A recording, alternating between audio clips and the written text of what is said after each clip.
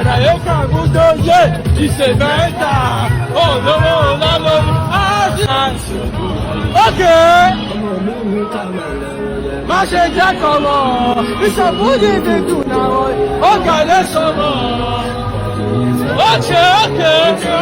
know some of you will find this video very exciting, and of course, you know, the whole "we're proud to be a Nigerian, this is who we are, we're very exciting," and blah blah blah. Yeah.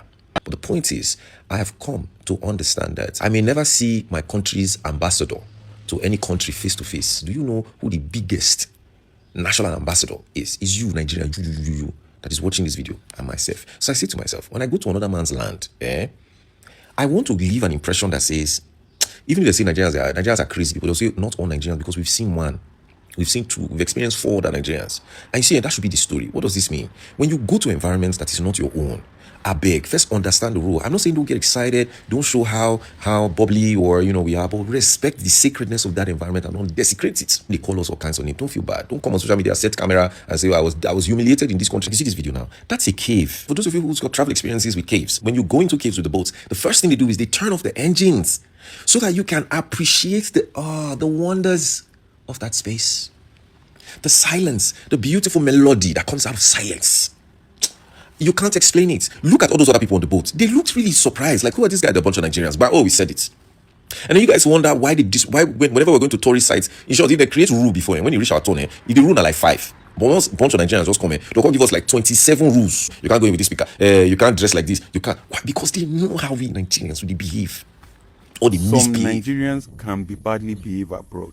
And we should call that out. But I also think many well-traveled Nigerians are too quick to criticize Nigerians for being Nigerians. We need to remember that cultures are different by nature, and that's why they are called cultures. No culture is exactly like another, and culture spreads not when they abandon it. And that's why you can walk through some parts of London and hear language like Yoruba, Igbo, Hausa, and a lot of Nigerian mannerisms simply because Nigerian culture traveled with Nigerians, and that's how cultures are shared, experience, and influences one another. Some Nigerians abroad become eager to distance themselves from other Nigerians. They adopt the mindset of when you are in Rome, behave like a Roman, so much that they begin to condemn every Nigerian behavior simply because it doesn't match the local culture. But difference doesn't automatically mean wrong. Nigerians are generally loud than Europeans. Europeans appear to be much more quiet. Neither is bad. They are simply different. Americans usually drive everywhere, while most Europeans love to take long walks daily. I remember the first time an European told us to take a walk to city center. That was about 3 kilometers away from my house. My immediate reaction was, why don't we just drive? To them, walking was normal. But to me, this was something you do when you cannot afford the transportation mode. But none of us was wrong. I have also had people abroad tell me that they love my Nigerian accent. The same accent many Nigerians are ashamed of.